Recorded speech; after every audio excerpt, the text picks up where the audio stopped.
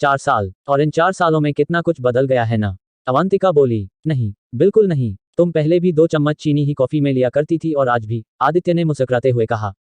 अच्छा, और तुम कल भी मुझे और मेरी कॉफी को इसी तरह देखते थे और आज भी, अवंतिका ने आदित्य की ओर देखते हुए कहा। आदित्य एकटक दम साधे अवंतिका को देखे जा रहा था। दोनों आज पूरे 4 साल बाद एक दूसरे से मिल रहे थे। आदित्य का दिल आज भी अवंतिका के लिए उतना ही धड़कता था जितना 4 साल पहले। आदित्य और अवंतिका कॉलेज के दोस्त थे। दोनों ने एक साथ अपनी पढ़ाई शुरू की और एक साथ खत्म। आदित्य को अवंतिका पहली ही नज़र में पसंद आ गई थी, लेकिन प्यार के चक्कर में कहीं प्यारा सा दोस्त और उसकी दोस्ती खो न बैठे इसलिए कभी आई लव यू कह नहीं पाया।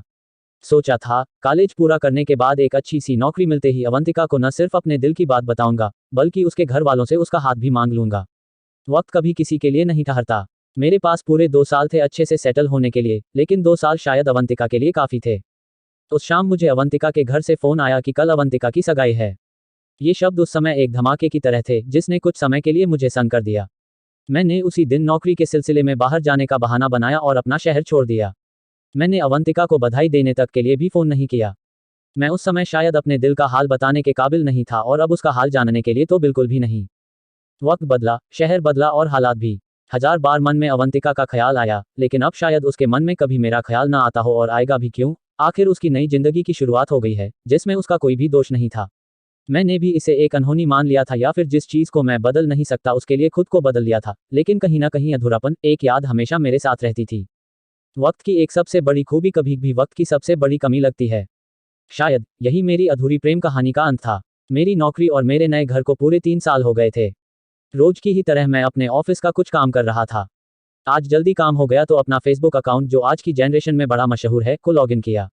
आज पता नहीं क्यों अवंतिका की बहुत याद आ रही थी। कैलेंडर पर नजर पड़ने पर याद आया कि आज तो अवंतिका का जन्मदिन है। मैंने उसके पुराने मोबाइल नंबर को इस आशा से मिलाया कि अगर उसने फ़ोन उठा लिया तो उसको जन्मदिन की बधाई दे दूंगा। बहुत हिम्मत करके मैंने उसका नंबर मिलाया, लेकिन मोबाइल स्विच ऑफ था। पता नहीं क्यों, दिल ने कहा कि मैं उसको फेसबुक पर ढूंढूं, क्या पता खाली समय में वह भी फेसबुक लॉगिन करती हो।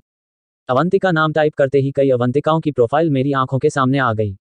कोई अवंतिका शर्मा, मल्होत्रा, खन्ना, कितनी ही अवंतिका सामने आ गईं, लेकिन मेरी अवंतिका अभी तक नहीं मिली। आशा तो कोई थी नहीं, लेकिन एक अजीब सी निराशा हो रही थी। अचानक मेरी नज़र एक प्रोफाइल पर पड़ी। अवंतिका वर्मा। मुझे आश्चर्य हुआ कि शादी के बाद भी उसका सरनेम नहीं बदला और लोकेशन भी मुंबई की है। लगता है मुंबई के ही किसी शख्स से उसकी शादी हुई होगी। उसने अपना फोटो नहीं डाला था और सब कुछ लॉक कर रखा था। मैं फिर भी उसकी प्रोफाइल को बार बार देख रहा था।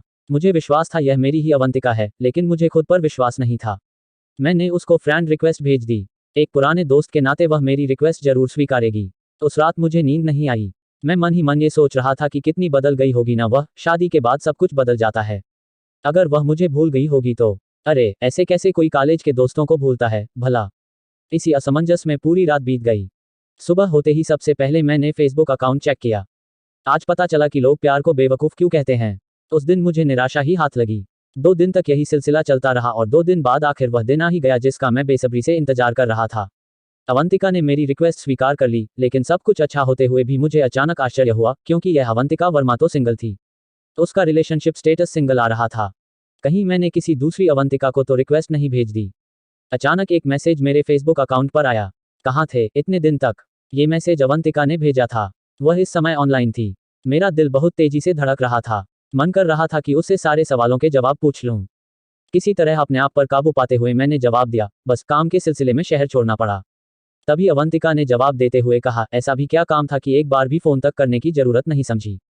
वह सब छोड़ो, ये बताओ कि शादी के बाद उसी शहर में हो या कहीं और शिफ्ट हो गई हो?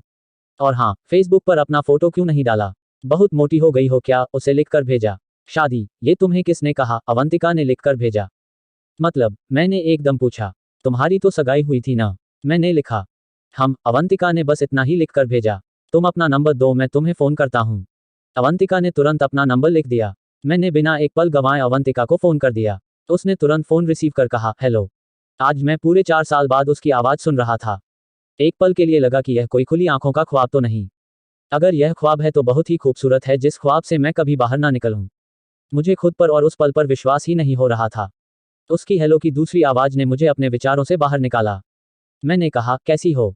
मैं तो ठीक हूँ, लेकिन तुम बताओ कहाँ गायब हो गए थे? वह तो शुक्र है आजकल की टेक्नोलॉजी का, वरना मुझे तो लगा था कि अब तुमसे कभी बात ही नहीं हो पाएगी।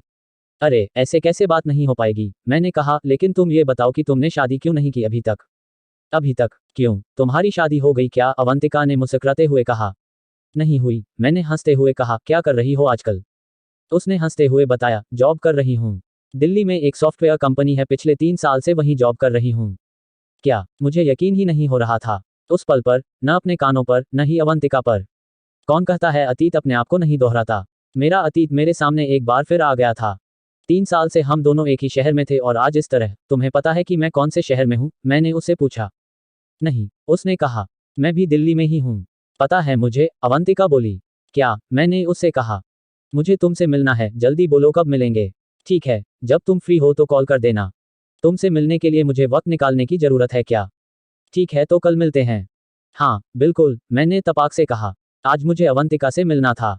पूरे 4 साल बाद मैं जैसा इस समय महसूस कर रहा हूँ, उसे बताने के लिए शब्दों की कमी पड़ रही थी। मेरा दिल बहुत तेजी से धड़क रहा था, जैसे मानो पेट में तितलियां उड़ रही थीं।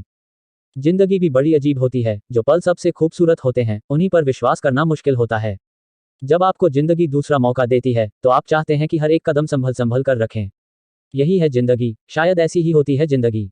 मैं एक रेस्तरां के अंदर बैठा अवंतिका का इंतजार कर रहा था और सोच रहा था कि किस सवाल से बातों की शुरुआत करूं। मेरी निगाहें मेन गेट पर थीं। दिल की धड़कन बहुत तेजी से आवाज कर रही थी, लेकिन उसे सिर्फ मैं ही सुन सकता था। आखिरकार वह समय आ ही गया जब अवंतिका मेरे सामने थी। वह बिल्कुल भी नहीं बदली थी। उसमें 4 साल पहले और अब में कोई फर्क नहीं आया था। मुझे ऐसा लग रहा था कि कल की एक लंबी रात के बाद जैसे आज एक नई सुबह में हम मिले हों। तो उसके वही पहले की तरह खुले बाल, वही मुस्कुराहट ओढ़े हुए उसका चेहरा, सब कुछ वही। मैंने अवंतिका से पूछा, अच्छा, तुम्हारी मम्मी ने तो मुझे बताया था कि तुम्हारी सगाई है। मुझे तो लगा था अब तक तुम्हारी एक प्यारी सी फैमिली बन गई होगी। हम सोचा तो मैंने भी यही था, लेकिन जो सोचा होता है अगर हमेशा वही हो तो जिंदगी का मतलब ही नहीं रह जाता।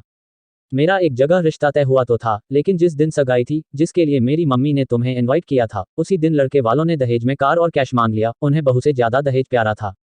मैंने उसी समय उस लड़के से शादी करने से मना कर दिया।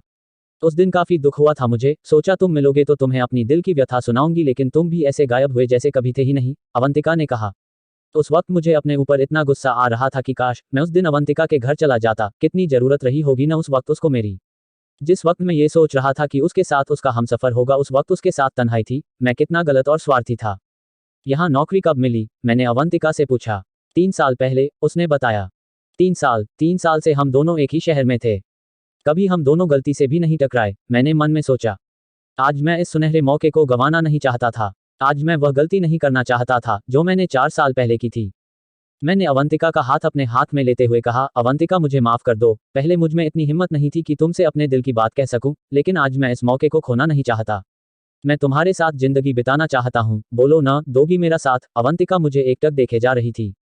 उसने धीरे से पास आकर कहा, ठीक है, लेकिन एक शर्त पर, तुम हफ्ते में एक बार डिनर बनाओगे तो। इतना कहकर वह जोर से हंस दी।